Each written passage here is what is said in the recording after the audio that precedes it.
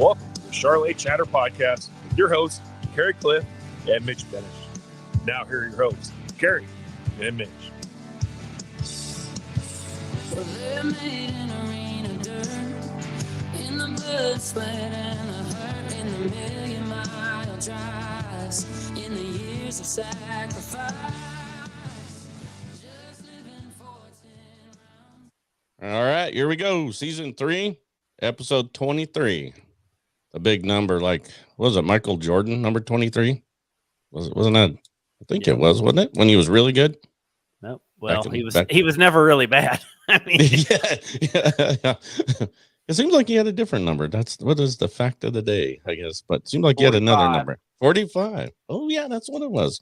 Good job, Ethan Prop, who's our special guest today, because we're going to go over a whole bunch of fun sales stuff that ECP Cattle has coming up. But, yeah, good job. He was number 23, then he went to 45. But I don't know if you guys have watched that movie or TV show, I guess, on Netflix. I saw it. It was pretty cool history on Michael Jordan, but quite an upbringing. But. Yeah. So I worked at an aviation place when I was going through college, and I worked in the paint department at nights.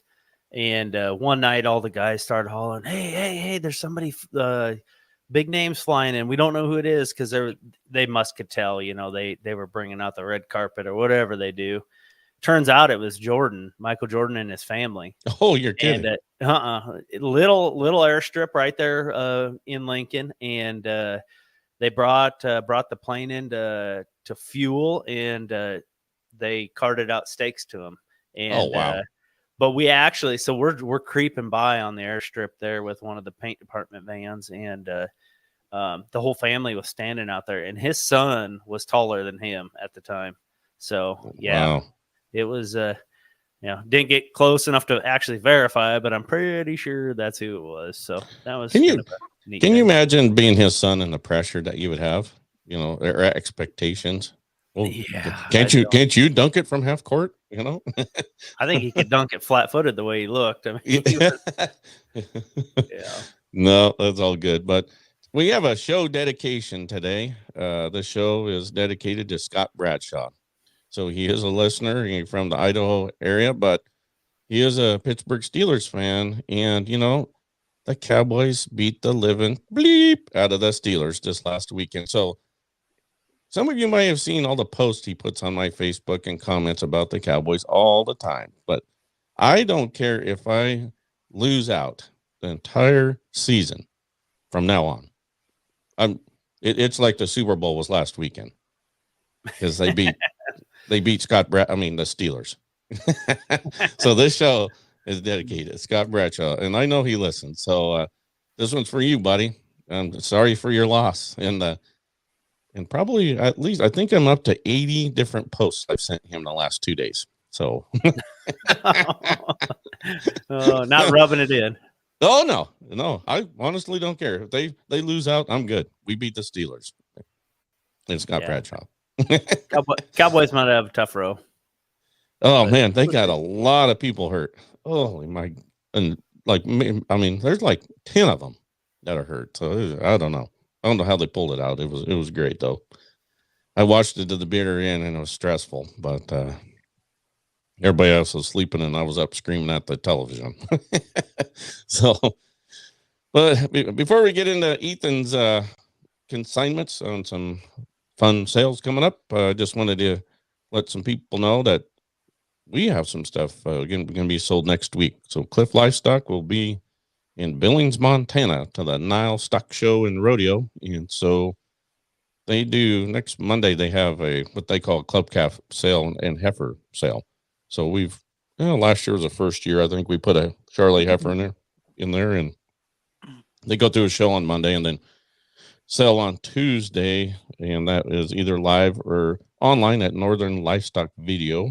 And we're selling a March-born heifer.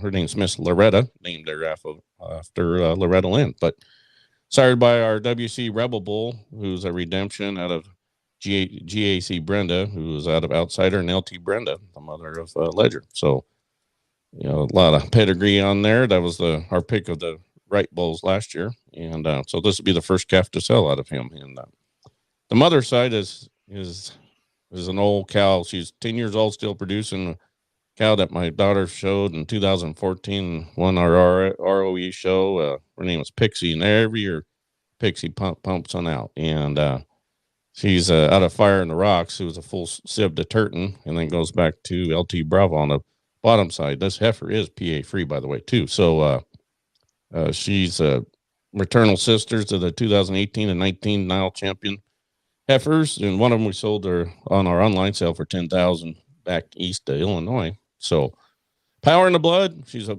beautiful, nice little heifer, getting halter broke. She's a little stubborn at the beginning, but we tuned that out of her. But and then also Wednesday last year, the Nile decided they want to do a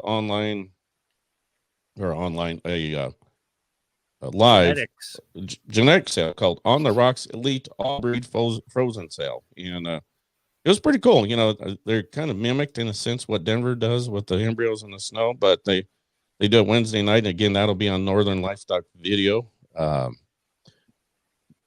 was pretty impressed. Last year they didn't have any Charleys in there, and this year there's Wrights have some embryos out of Dream Girl, full sip to our new bull bareback Jack, but we are offering a IVF flush in our Berkeley Marie cow that she's already proven herself. You know, her natural calf and 2 embryo calves were a part of the pen of 3 grand champion heifers at Denver this year. Last year she produced a grand bull at the Nile that sold to Glenn Martin of Texas, and you must really like him because he's asking for some other stuff. So we're pretty excited about what she has, and she's got a whopping set of bull calves on the ground. Some embryo calves and her natural calf out of Redemption is really, really cool. So check her out. That is Berkeley Marine. I think a lot of people know the Berkeley line right now, so you can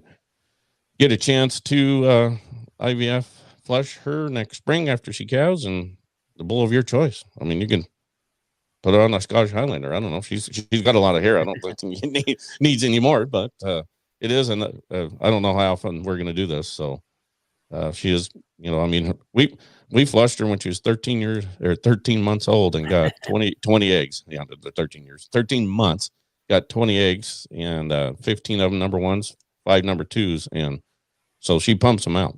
So we'll see what happens there. But wanted to just let everybody know that is next week. Next Tuesday is that heifer, the March heifer. Check us out, Cliff Livestock, on Facebook or Instagram for pictures of those. And also the information is at Northern Livestock Video Auction. So I don't think I forgot anything you mentioned. I don't know. Did I forget something?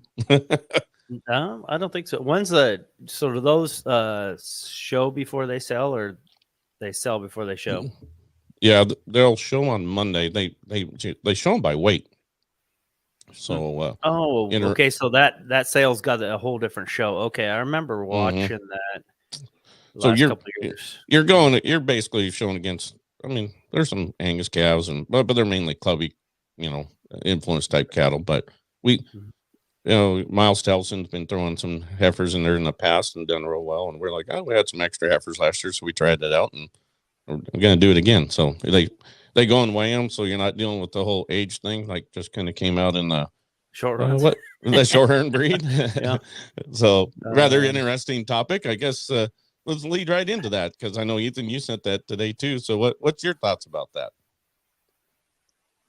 I mean, I'm sure glad to see a breed association step out there and mention it, or at least let folks know that they're, you hear a lot of people talk about that kind of stuff at shows, but you never really hear it from the top down like that scenario.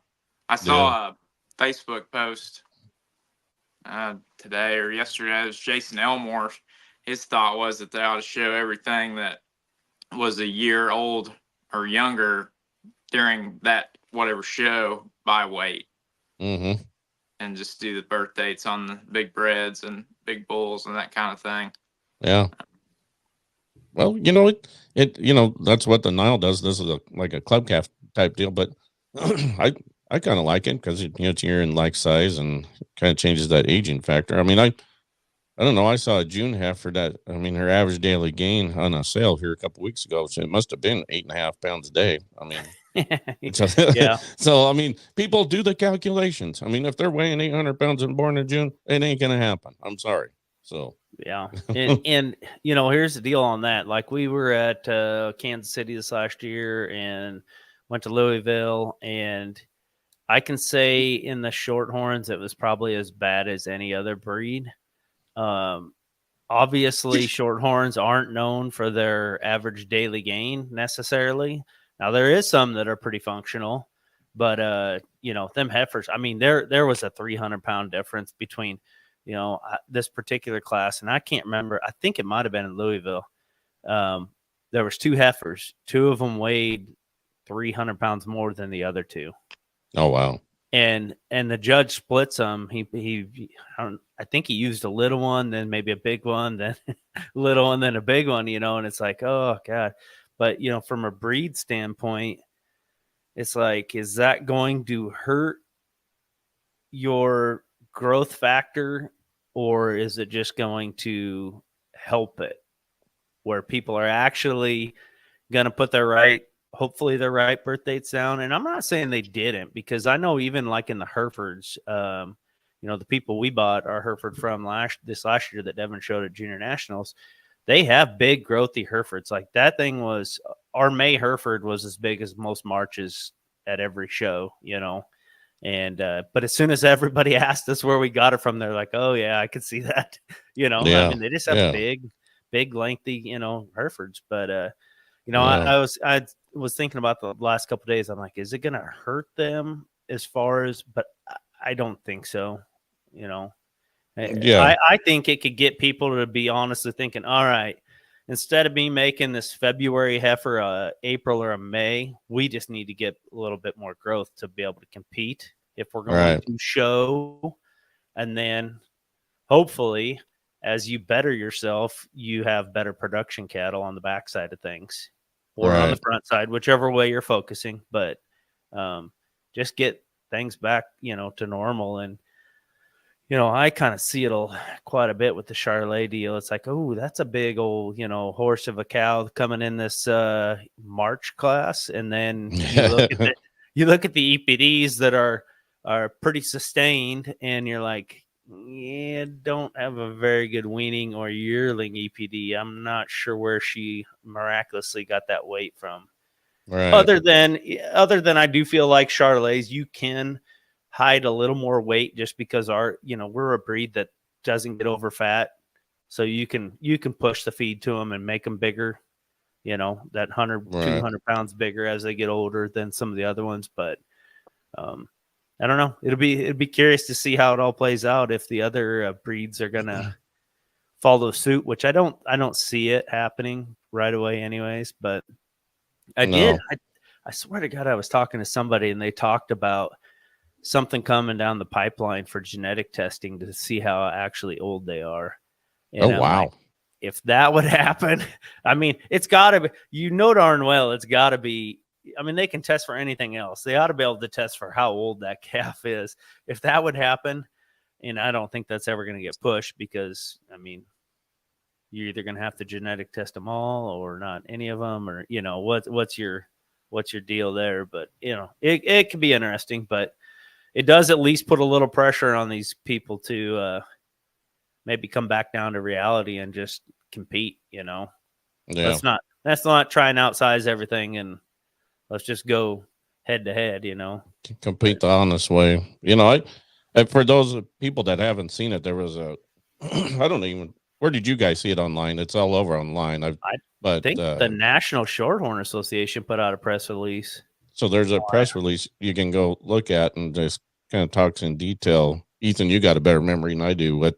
You remember what all the details of it was? I whipped over it once. I don't even know that it had anything specific that they were going to do. I think it was just more of an outline, like, hey, we're seeing this, watch out. That's mentioning to you that we're going to take some action at some point. It's kind of the way I read it. a pre-warning. Yeah, it did say something about in there, and if maybe I misread it, but I kind of thumbed over it quick. But they were going to leave it at the discretion of the judge if they would if they would be screened out of the show, or it didn't say they would be screened, that they could be put lower if the judge felt that it wasn't an honest birthday. And I've already seen that judges comment about, hey, if I could see this heifer in a February class where she doesn't make herself look, in a kind way, the judge is saying, yeah, this one looks way too old. And it and I think it does, especially in a heifer class. Bulls, you want more mature, but some of them heifer classes, when they start maturing and getting uglier, you want them with the rest of the ugly ones. You don't want them with the April Mays that kind of continue as breds to look really fresh and youthful. But a lot of times you don't even see them the next year. Exactly. Yeah, they're stale. Or dead. Once the hair rubs off and they actually start maturing out, I think they do. They disappear. They get big and ugly. And Well, interesting deal. But check that out online if you care to. But it might, I don't know. Never know. In other breeds, it might get people to thinking. It's hard to say, but I do see. I mean, we've been at shows and we've seen some issues within our breed. So it's when you got testicles the size of yearlings in a March class, it's ready to collect. Exactly. Here's your sign. But how about we dive into Ethan Prop? Let's talk about how did you get started in this breed, and tell us a little history before we get into some of the stuff you got coming up in the month of October. Yeah, so I grew up on a commercial cow-calf operation here in Northeast Oklahoma. My dad's a veterinarian, and we run primarily black Sim-Angus cross cows, fall calving primarily, and have used Charolais bulls forever. My dad and grandpa even bought bulls from Jerry Litton back in the day. Yeah. And so we've had Charolais genetics in our herd for a long time. Obviously as a terminal cross, primarily we'll traditionally kick out a Angus or Sim-Angus bull for 45 days and then come back with a Charolais bull behind him and keep those older black heifers that are born first and send everything else to the feedlot. It's kind of traditionally how we went about it. But I, was on a collegiate livestock judging team and really enjoyed the purebred seed stock side of things, the different places we'd get to work out at and different purebred cattle outfits we'd go see. And I've always liked Charolais cattle, and it was something that I wanted to get involved in. So I guess almost 9 years ago now, I bought my first couple Charolais heifers and just started growing and building from there. I guess we had our first online sale in 2020. So about 4 years in now on having some online sale presence and trying to get out there a little bit. We probably got 30 purebred cows currently, and we put in probably 40 eggs a year for either spring or fall calving.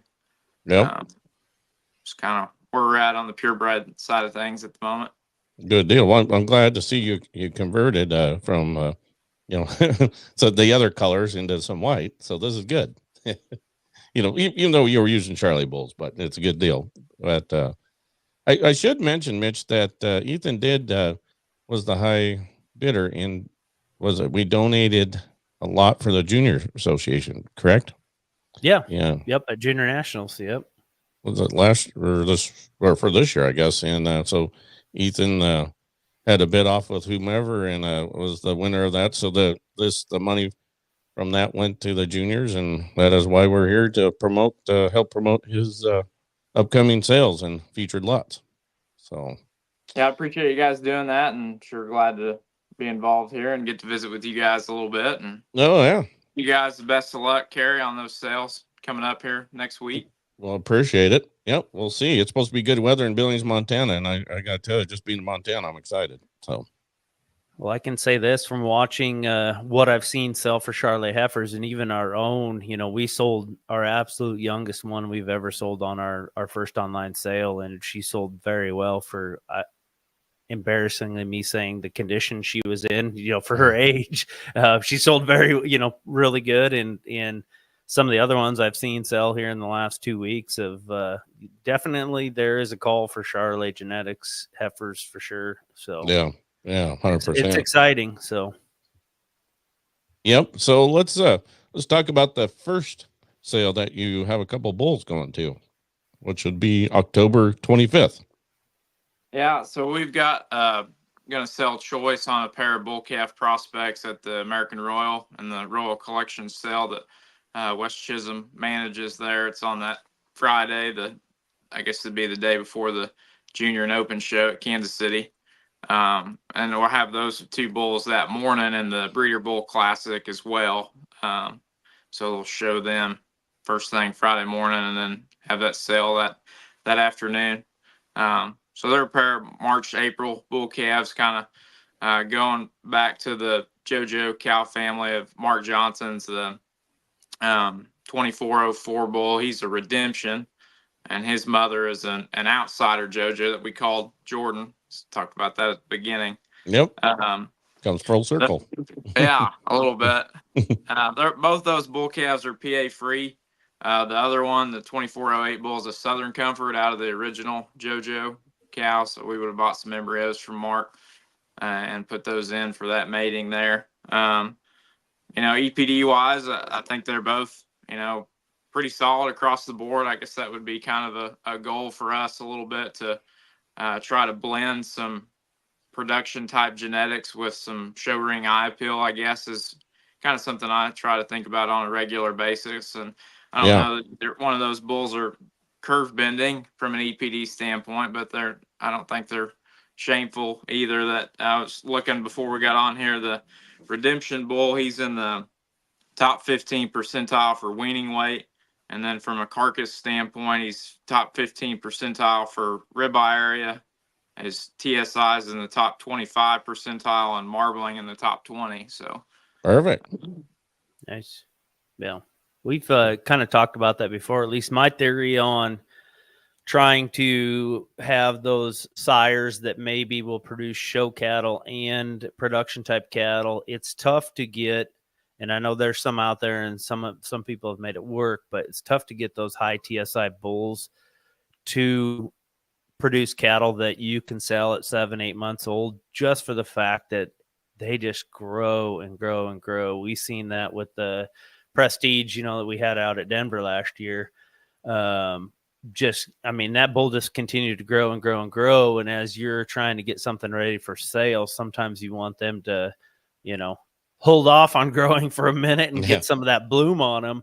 But so it's kind of a double-edged sword. But if you can get them in that sweet spot where like these bulls, what you said, they're going to be pretty adequate at their EPD package to, not drag you down on a cow if you use it on a better EPD cow, and maybe improve a show heifer or two. And it just all depends on what you're shooting for. But for me, this last year, kind of when I was going out and picking out a bull, that was kind of my idea. I just want something that's even across the board. And so we'll see how that goes. But the one Prestige calf that we did have this last year, he's not quite like his dad was. He's more like a Mescalito was. He's built like a boxcar. But the cow was a nice cross because she was kind of lower on everything, and we merged right in the middle to make a nice CPD package. So I kind of favor towards those ones with some look that carry enough profile to them. That 15% weaning weight. I mean, that's pretty respectable. So yeah. And I think like I said, they're not curve benders by any means, but I think they're both pretty nice bull calf prospects. They've got some growth and performance, and stout and big hipped, both of them. Just kind of pick your poison there. Which one of those two you like better? I go back and forth when I feed them every day. Which one I like better? So there is pictures on them. You sent us a link today to the Royal Collection Charolais sale, and they're on page 4, I believe there. So on the top of the page, there are lots It's at 5A and 5B. Yeah. 5A and 5B. So if you want to look at the pictures of them or reach out to Ethan, they are on that Royal Collection Charlie sale, which is Friday, October 25th at 1:30. It's also on liveauctions.tv. So if you can't be there live, log on and bid up to 20,000 or more. So or more. And that's kind of a fun day there in Kansas City. Last year, I believe, was my first year I'd actually been there to exhibit, because it's normally right during harvest, so it's just kind of been a no for us to be able to even get anything ready. But now with Devin out of school, we're a little more flexible on that part. But start off with that Royal Breeders' Classic in the morning, and you get to see some really nice bulls, and then I think even that sale has progressed as far as quality. Last year that bred heifer sells and she ends up winning the show the next day. I mean, talk about a buy of the century probably on her, buying her before she wins the show, Well, and that's the good luck. Yeah. Yeah. So that was, yeah.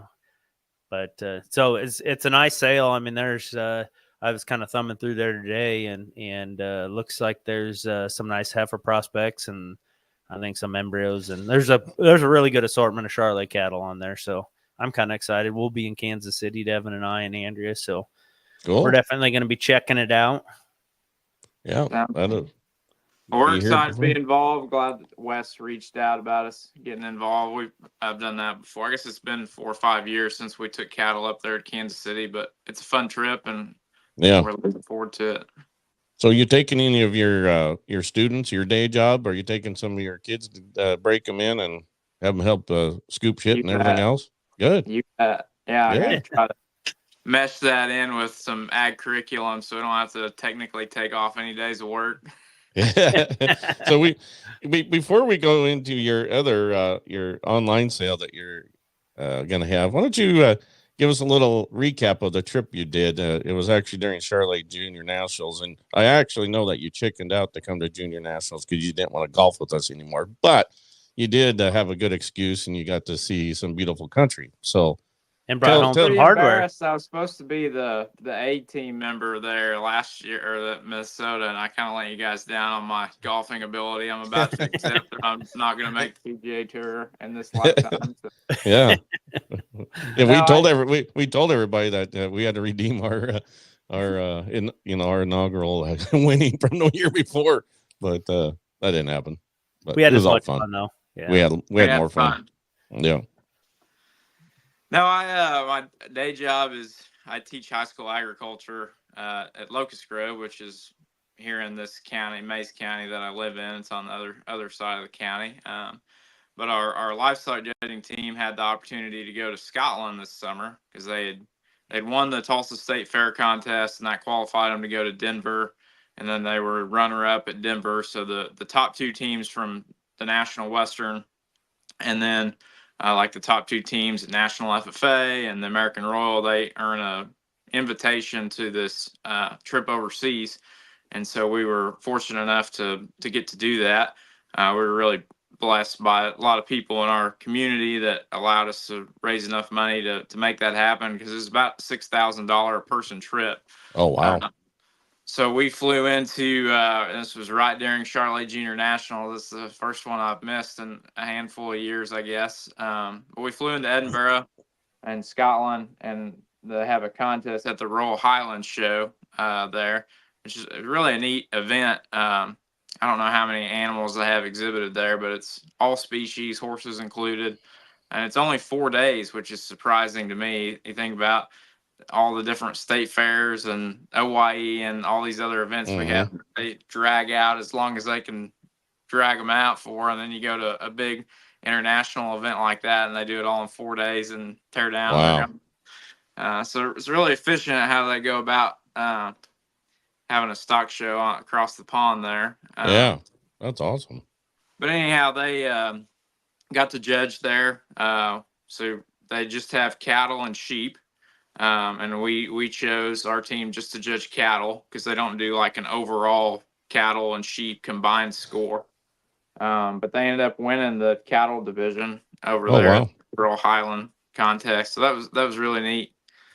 Neat experience for those kids. I judged 4 classes and gave 2 sets of reasons. So they judged Charolais heifers, limousine heifers, shorthorn bulls, and they called them commercials, which they look like black Belgian blues is what they looked like. Oh, But geez. they were their crossbred club calf class, I guess is how I would describe that. Mm-hmm. They number them A, B, X, Y, which is interesting. ABXY. They had to give reasons instead of 1, 2, 3, 4. It was A, B, X, Y. So Well, that'd be a little change to try and remember, wouldn't it? Yeah, we had to practice that a few times. Huh. I'll be dope. But anyhow, we spent a couple days there. They took us the day before the contest and the day of the contest because it's huge. All the different vendors, and they have a big farm show with it. And I mean, you could spend all 4 days there and not see everything that goes on at the Rural Highland show. Mm-hmm. But then, did those Charolais heifers have any U.S. influence in them? Oh no. They were not that I was aware of anyway. Mm-hmm. That was interesting to visit with some of those breeders about genetics and different things.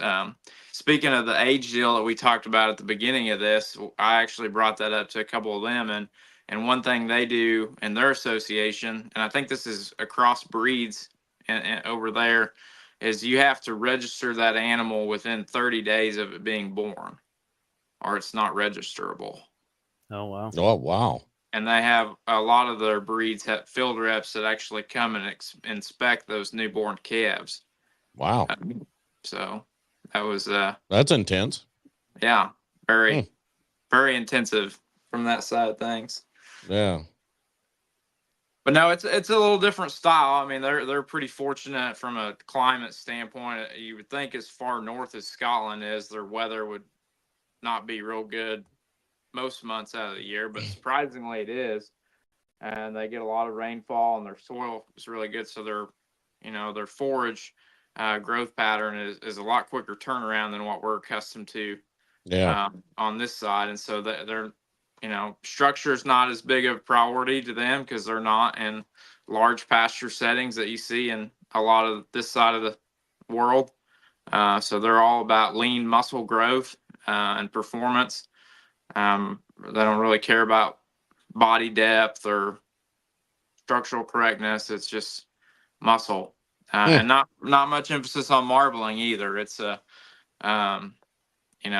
more of a yield type. I don't know that they necessarily have a yield grade like what we would consider how we do our grading, but there's not a big emphasis on quality. It's more on yield.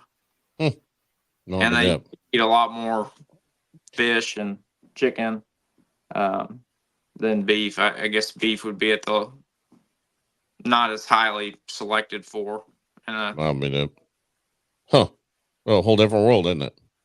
It is. It's very different. It's a very neat experience to get to see, and for those kids to experience. It is. So what else? I know you toured some other. Didn't you go to Ireland also? Yeah, we were there for 2 weeks. So we went to St. Andrews directly after the stock show, which was that was probably my favorite day to see kind of the old course and right.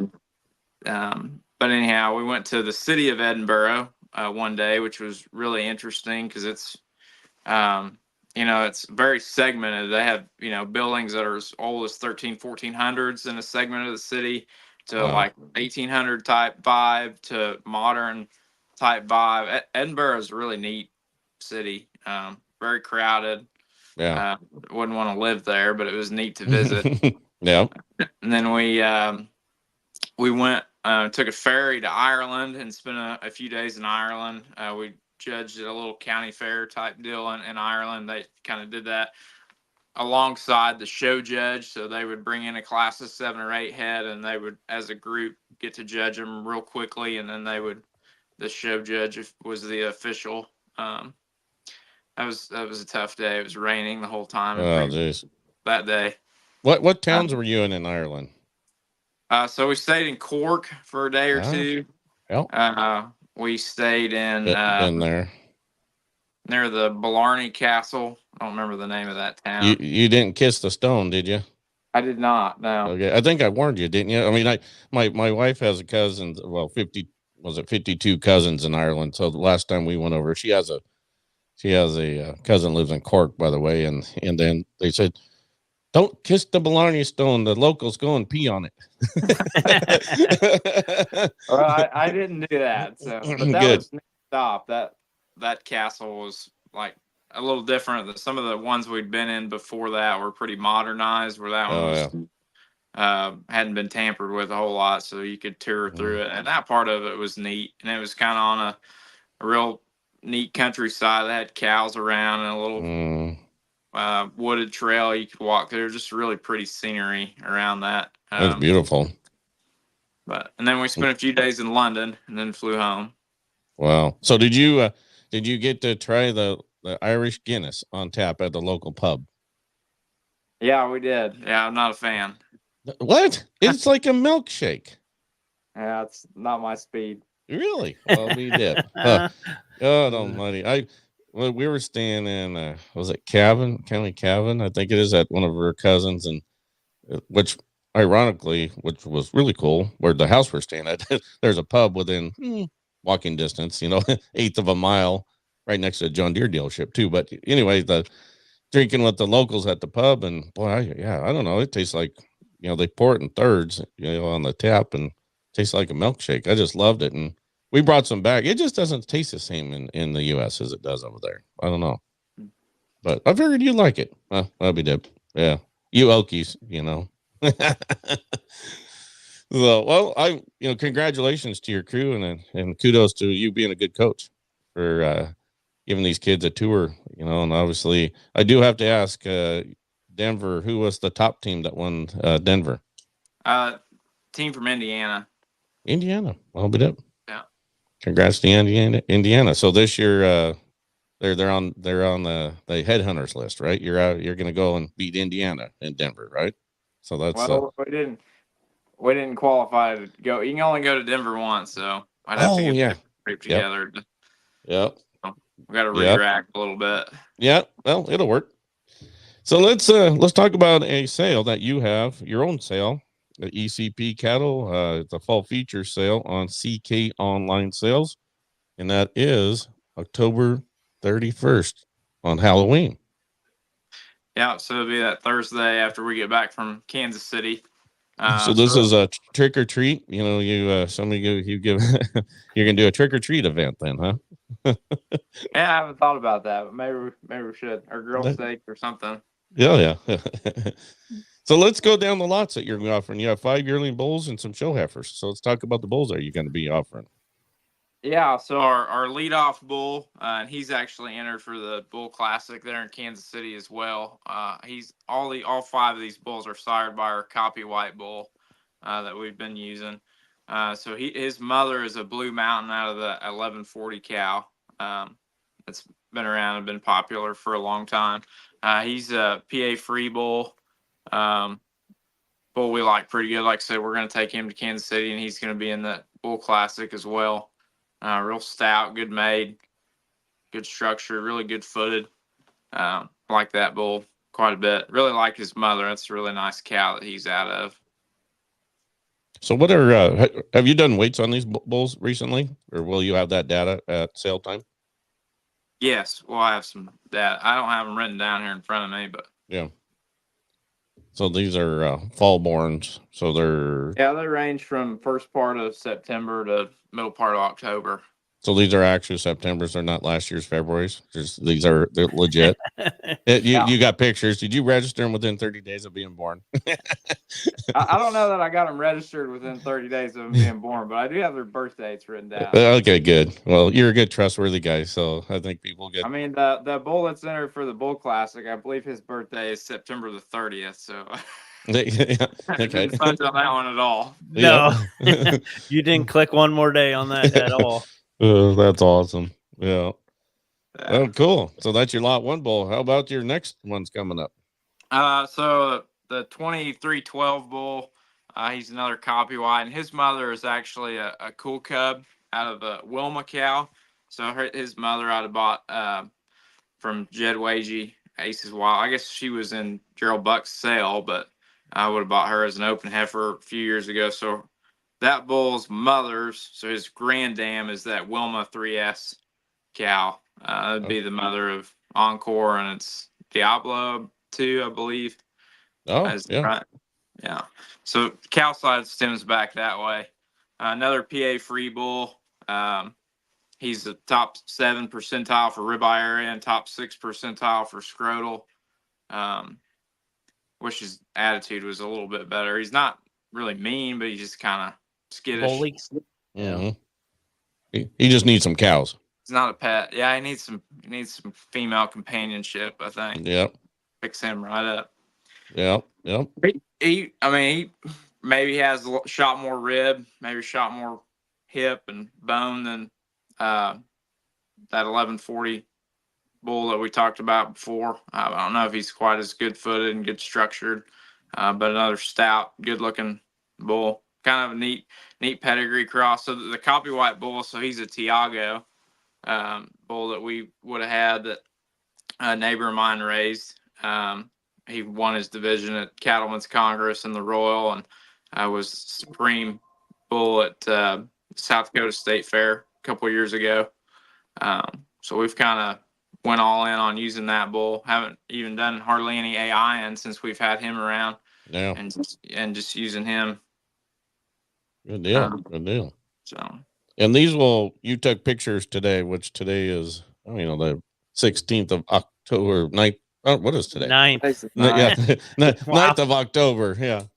Time flies when you're having fun. But you took pictures today, so they'll probably be up on CK Sales in the next week and videos. Yeah, hopefully by the time this podcast posts, we'll have sale format put together and get up there. So we videoed those 2 bull calves that are in the Royal Collection sale today too. So we'll have some video up on them before too long. Perfect. All right. How about we talk about your third bull that'd be in your sale? So he's his mother's an Encore polled value. He's another copy white son. He'd be another late September bull. He's actually a PA carrier. That one. He's the only one in the sale that is.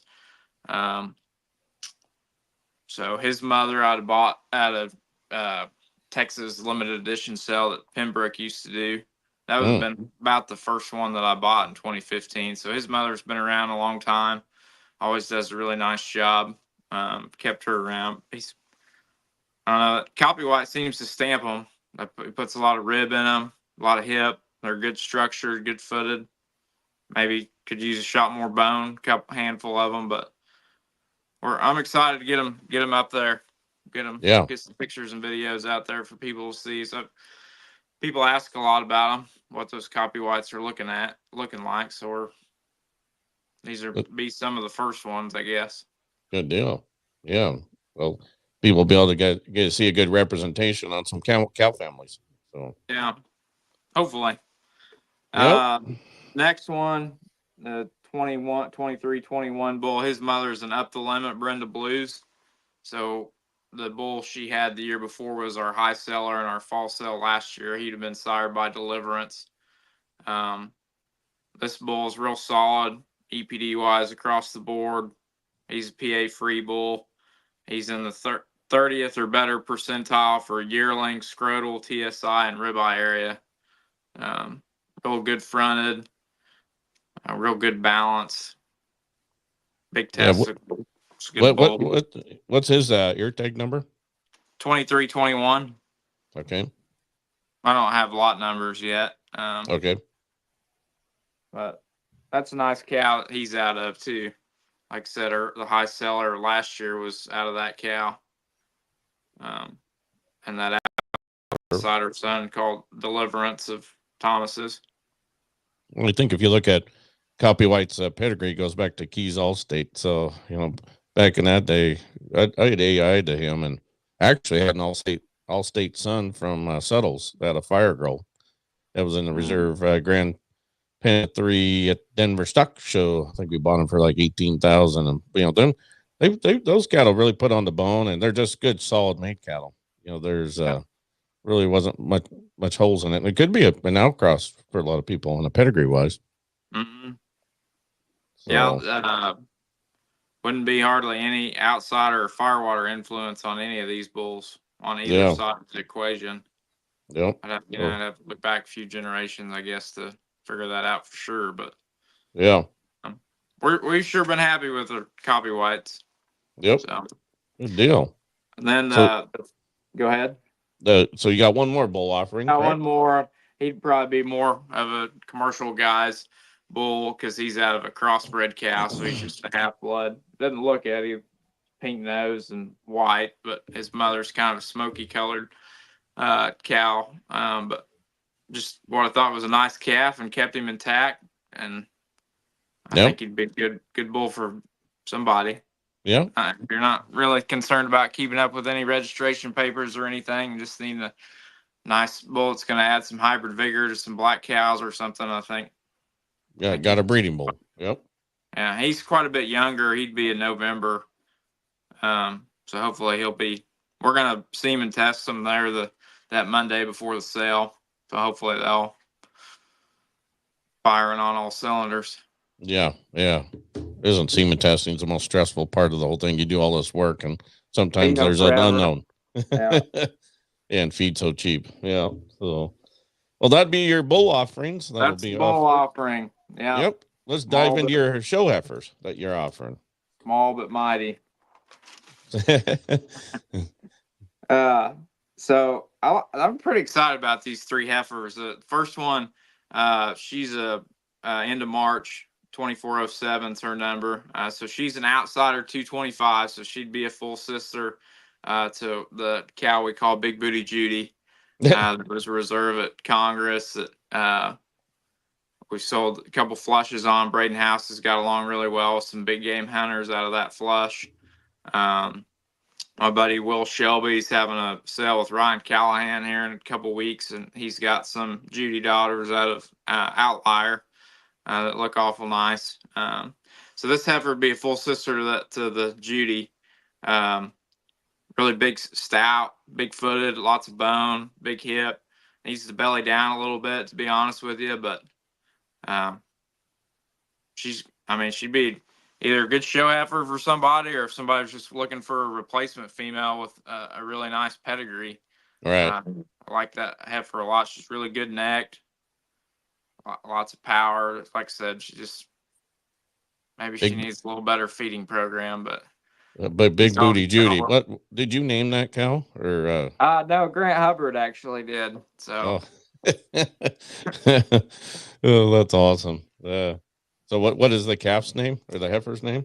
I think it's just pretty bland. I think most of those that go back to the original JoJo have some kind of Angelina in their name. So her registration name is probably J&J ECP Angelina 2407. If I was guessing, I'd have to look. But you're gonna have to name one Angelina Ballerina or something like that. Yeah. Angelina Ballerina. There you go. All right, that's your first heifer offering. How about let's go on to that next lot number? Yeah, so the next one's the 2413. So she's a middle of April, PA free. She's a copy white, and then her mother's a milestone out of Resources mother. So she's got a pretty neat pedigree, I think. Oh, yeah. Good numbered heifer. That heifer's got a really good look to her. Really, really feminine. Good shoulder and neck in her. Lots of rib. Maybe needs a shot more bone for some guys. But that heifer's just made really good. I like that one's pedigree a lot. Yeah. Like I said, good number. If you're into that kind of thing, her birth weight's in the 35th percentile, or TSI is 25th percentile, and ribeye is 6th percentile. So, wow. Yeah, and her granddam would be WCCCC Blue Girl. So that's right. Yeah, that's throw a little shot in there. Should give you some predictability on the female side. Yeah, that's a nice cow. That's be her second calf. Okay. Well, that'd be man, she is popping, but yeah, she's got a 276 TSI for a female. That's really good. So looking at the numbers there. Man, on top of it. But What's her registered? Detective. the registration number is F135. No, her What's name. Oh, Athena. Yeah. Athena. Okay. Probably just went with the A's because I started thinking Galena.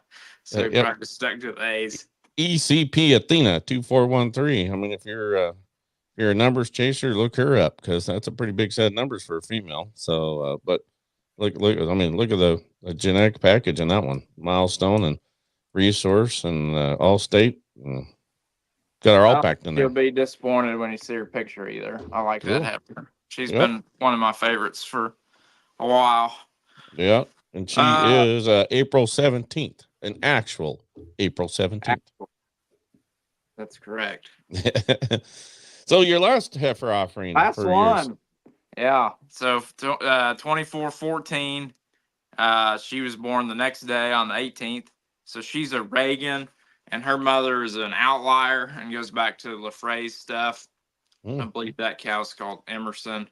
So I would have bought her mother as a bred heifer last spring at the Renaissance sale we were at, and she had this heifer calf, and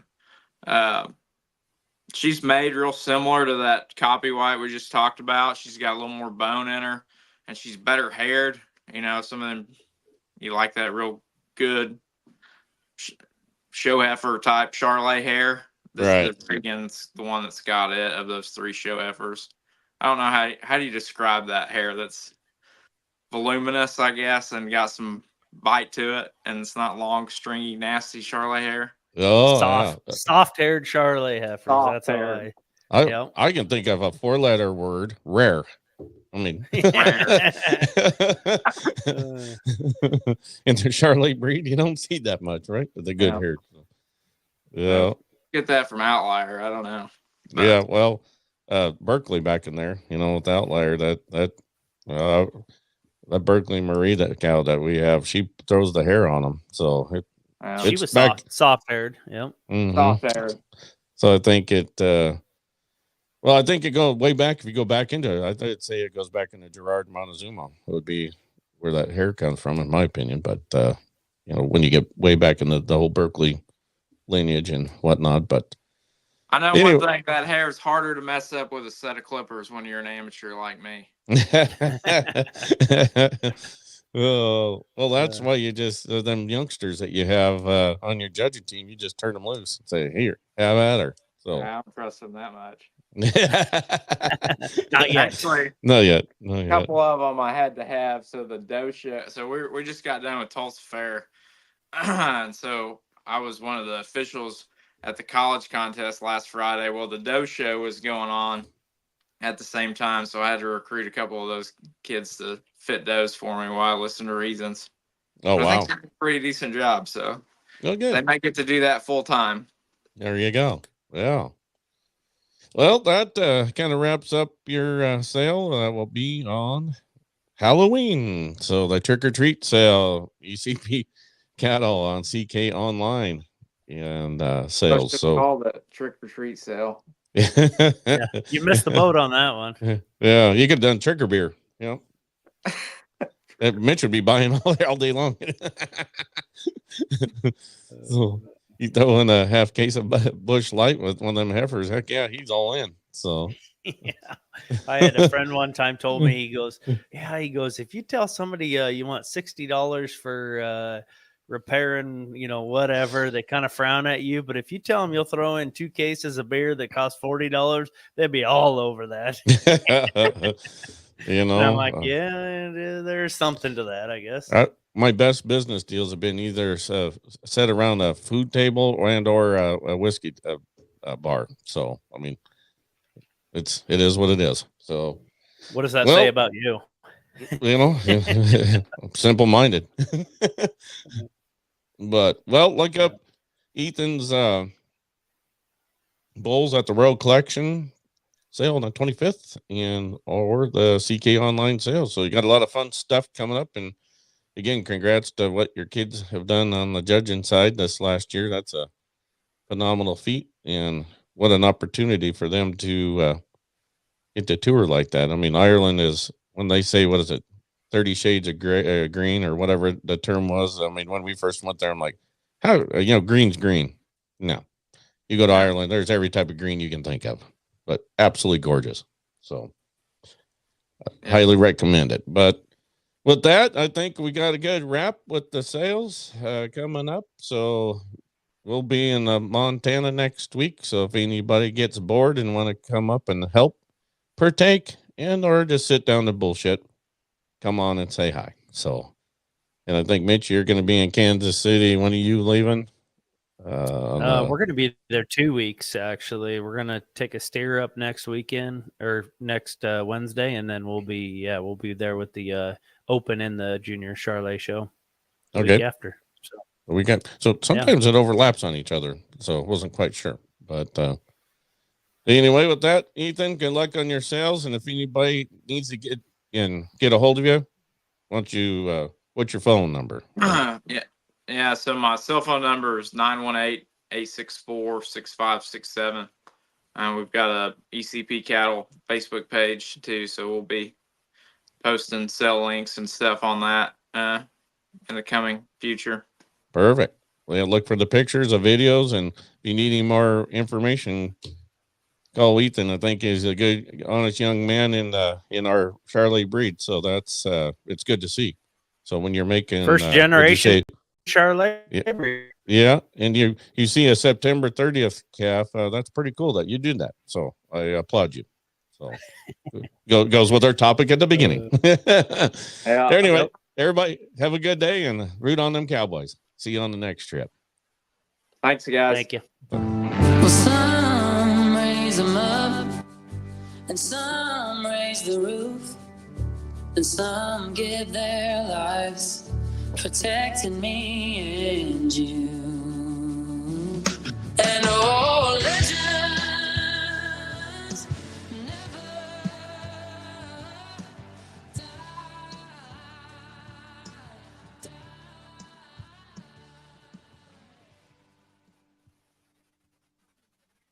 That's a wrap. Excellent job. Hey, we kept it right at an hour, so that'll